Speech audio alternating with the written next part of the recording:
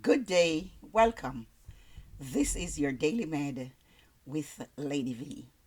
Today I would like to look at the story of Hannah in First Samuel chapter 1. We will read a few verses and we start at verse 9. It says, Once when they had finished eating and drinking in Shiloh, Hannah stood up. Now Eli the priest was sitting on his chair by the doorpost of the Lord's house. In her deep anguish, Anna prayed to the Lord, weeping bitterly. And she made a vow, saying, Lord Almighty, if you will only look on your servant's misery and remember me, and not forget your servant, but give her a son, then I will give him to the Lord for all the days of his life, and no razor will ever be used on his head.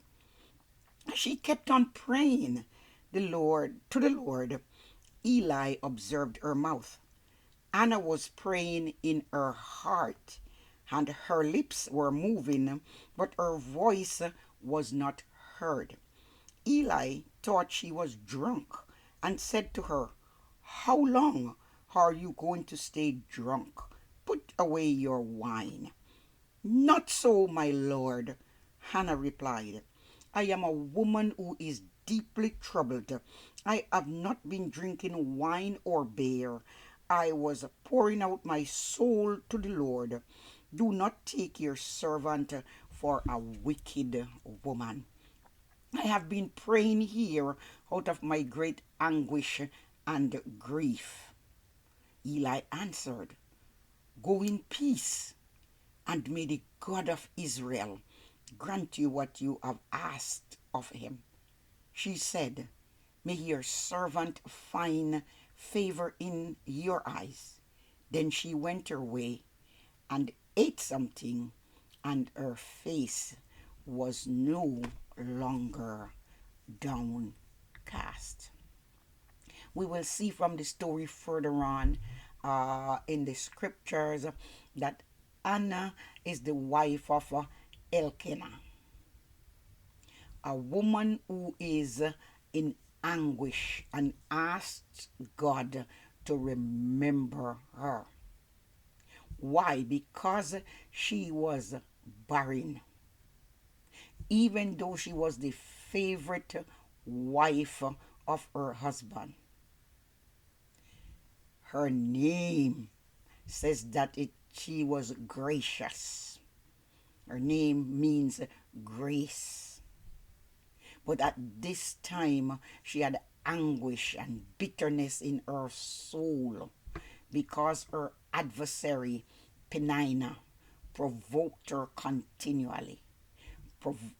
Penina, who is the other wife, was called her adversary because of what she did to her. She had children and she would mock this poor woman. Even when they go up to the house of God in Shiloh, where there should be worship and celebration, she had actually become like a thorn in this woman's flesh. So Anna decided, I am going to fast and pray and weep before the Lord every year when I get up here to the house of God. And so she did for years, but still without an answer.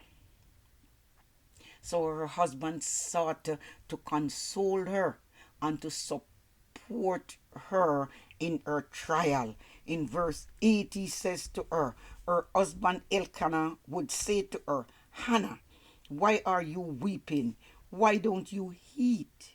Why are you downhearted?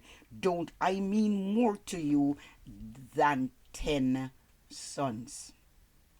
So, in his quest to comfort her, the scripture says he would give her more or a double portion to her than he would give to her adversary and her children.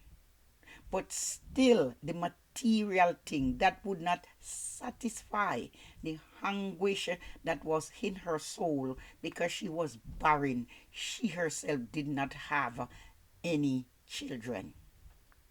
So she finally became desperate and prayed, asking for an answer. She says, God, I have bitterness in my soul. I am weeping. I am making supplication. And in verse 10 and 11 of this chapter, she says, I'm making a vow. She said, listen, I will give this child back to you to be in your service. He will be dedicated to you. He would be a Nazarite. No razor would even touch his head. So she prayed so long that at one time while she was there, verse 12 through 14 tells us that she was praying.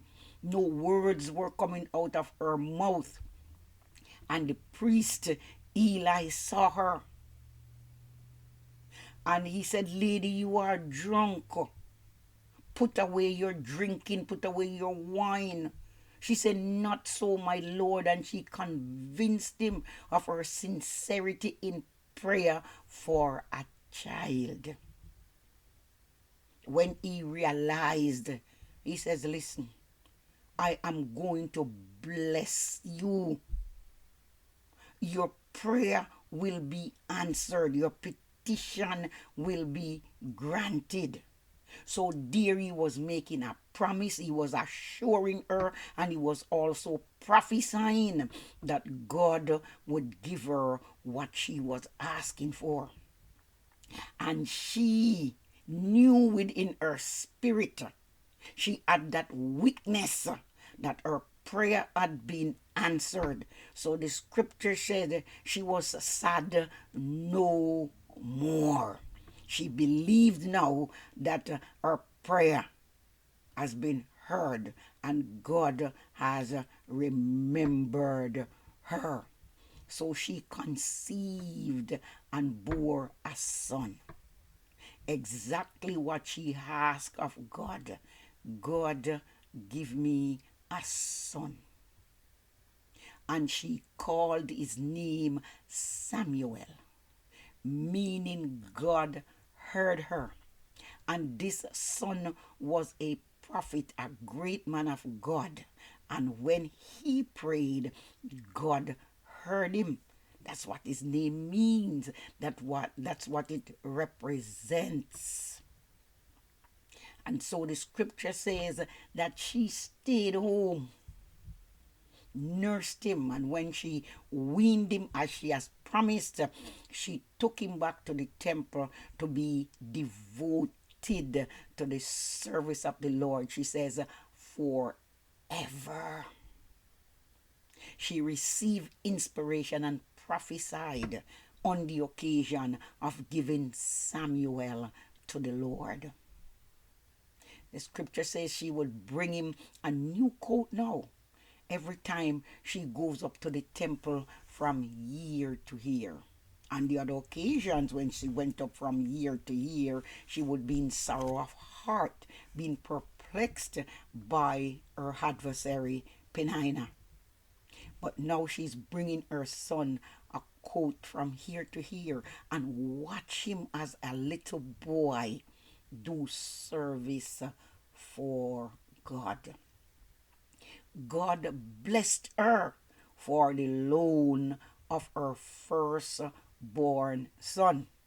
And the Bible says he gave her 3 sons and 2 daughters. Look at where she was, 0. But now look how many children she has. And she became a great mother in Israel. So Anna's asking of God for a son. She had the right motive. She did it with the right attitude. She promised him to God even before he was conceived. she is saying in all of this, God, you be glorified. He says, God, I am barren and you give me this son. It is for my good. But this son will also be for the blessing to others. And certainly it was so. She asked God for the purpose of God. She asked of him of God for the service of God. And this son influenced the nation of Israel for God. He was one of Israel's greatest prophet.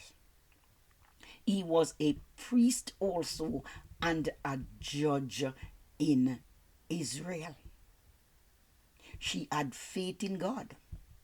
She persevered in prayer. She pushed. She prayed until something happened. She was desperate and determined. She prayed and she never gave up. Jesus said to us in his words, we ought to pray and not faint. She knew no pride. All she had was pain. And therefore, in the severest of circumstances, she was not afraid. When everybody else was eating and drinking, she was fasting and praying and pouring out her soul to God, even though they didn't see any words coming out of her mouth. But her heart was crying out to Jehovah. Please remember me. Don't forget me. Food did not matter. She fasted. She prayed. And we can look in the scripture to see that she's not alone. She's in great company. She is one of the many women in the Bible that God gave miraculous conception. When we look in Genesis chapter 21, we see Sarah, and she had Isaac. When we look in Genesis chapter 25, we see Rebecca, and she have Jacob and Esau. We look in Genesis 30 and we see Rachel having Joseph, and she go on having Benjamin. We look in Samuel, we look at Manoah's wife. She had Samson in Judges chapter 13. We see Anna today in 1 Samuel 1. She had her son Samuel. When we look at Elizabeth in St. Luke 1, we see she having John the Baptist. And when we look in St. Luke, when we look in St. Matthew 1, we see Mary having Jesus. So we see today from these 7 women, 7 miraculous conception. The scripture says to us, is there anything too hard for God? Whatever you are trusting him for today, let us believe. Let us do it from a pure heart with the right attitude and the right motive. One, in that God will be glorified in the situation. 2, that this situation is good for us. And number 3, that this situation will bring blessing eventually to others. Let us be persistent in prayer. Push and keep on pushing. Have faith in God for the answer. Have faith in God.